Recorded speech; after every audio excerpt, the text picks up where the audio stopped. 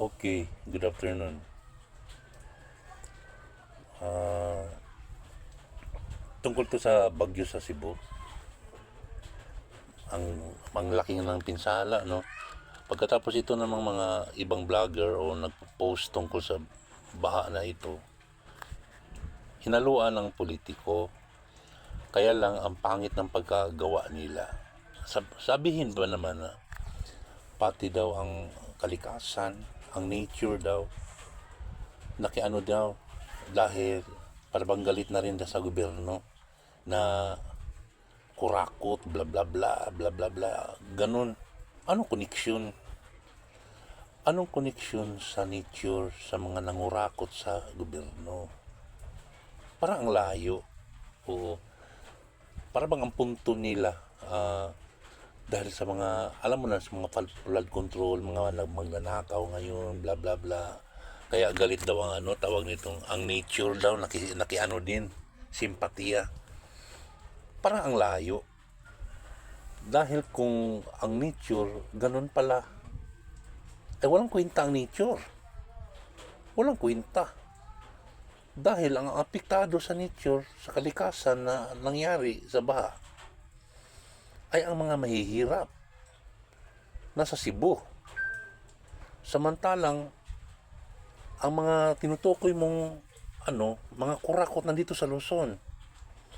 Ang ganda ng bahay, nasa mataas na lugar. Hindi apektado, ang sarap ng buhay, sarap ng tulog. O anong connection doon? Pag ka sa isang baha, kamo mga vlogger, no? Mo yung mga utok, no? Kung tungkol sa mga baha katulad noon, dapat bakit nagbaha ng ganong kalaki? Anong dahilan? Dati hindi naman ganon. Siyempre, pupunta ka doon sa bundok, ang origin sa baha. May mining. Pwede mo siyang ikonekta doon sa nature. Pwede mo siyang ikonekta doon sa baha, sa politika. Bakit? Sino bang presidente ang nag-aproba sa mining na ito?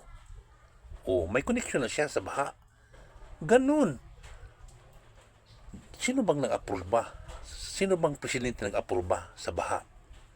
Yun, makoneksyon mo siya doon sa baha, mga sakuna.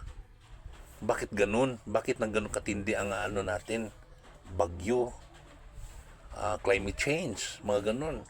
Pagputol sa mga kahoy, mga puno sa bundok. Oo. Alam mo ba na yung, halimbawa, mangga, bagong ulan, mo yan, i-shake mo yung ang mga sanga. Napakaraming tubig yan na nasahod nila. Yung punong kahoy, i-shake mo yan bagong ulan. Ang daming tubig yan. So, sa forest, sa bundok, sa sobrang daming kahoy, nangdoon ang mga, maliban sa mga ugat maliban sa ugat, yung dahon mismo, ang daming tubig yan. Ngayon, pinutol yan. Pinutol, wala nang nag-hold sa mga tubig. Yun ang isa sa mga matinding baha. Ang tanong, pwede mo siya ma-connection doon sa politika. Sino nag-aproba sa pag-mining, sa pagputol sa mga kahoy? Diba? Ma-connection mo siya doon. Sa baha naman, sa flood control, mga ghost project, doon mo siya ma-connection.